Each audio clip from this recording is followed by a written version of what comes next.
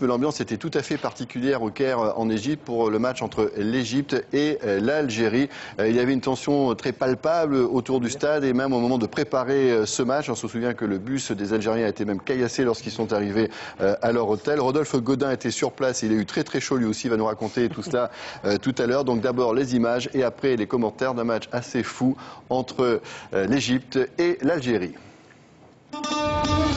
Égypte-Algérie, un match pour une qualification en Coupe du Monde.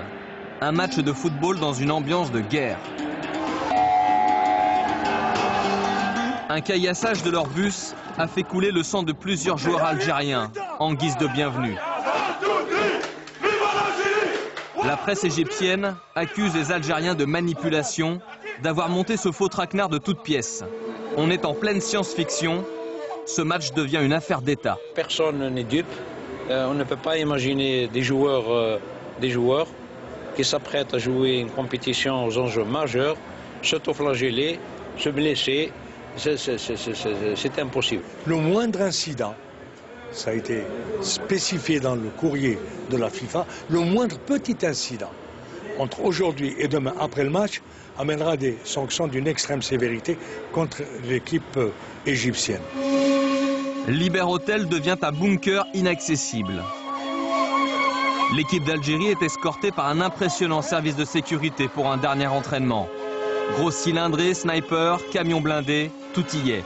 Mais c'est trop tard, c'est toute une délégation qui est choquée, traumatisée. On a vu les efforts qu'ils ont fait pour la sécurité et tout, mais il y avait toujours le choc, il y avait toujours ce qui s'est passé, ce scénario était toujours dans notre tête. À 200 mètres de l'hôtel des Algériens, un groupe d'Égyptiens fait du bruit en pleine nuit pour perturber leur sommeil. Nous avons voulu faire une image. La voiture, ouvre la voiture! Ça s'est très mal passé pour nous.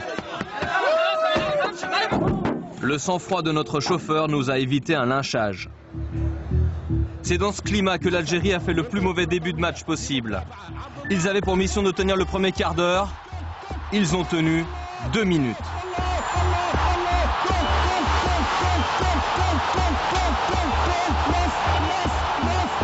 Rafik Saifi aurait dû les qualifier sur ce lob.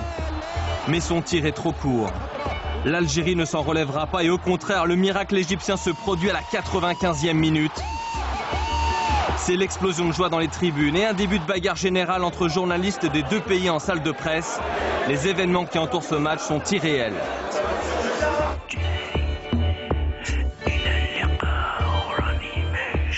On a été très mal accueillis, comme des animaux.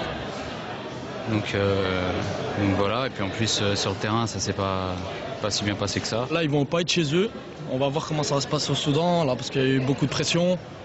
Il y a eu des jets de pierre, même au retour, là, il y a eu des jets de pierre encore par les gens. Voilà, un climat de guerre, on a perdu 2-0, maintenant terrain neutre et on va tout faire pour gagner. C'est à Khartoum que tout se jouera mercredi, une destination choisie par l'Égypte.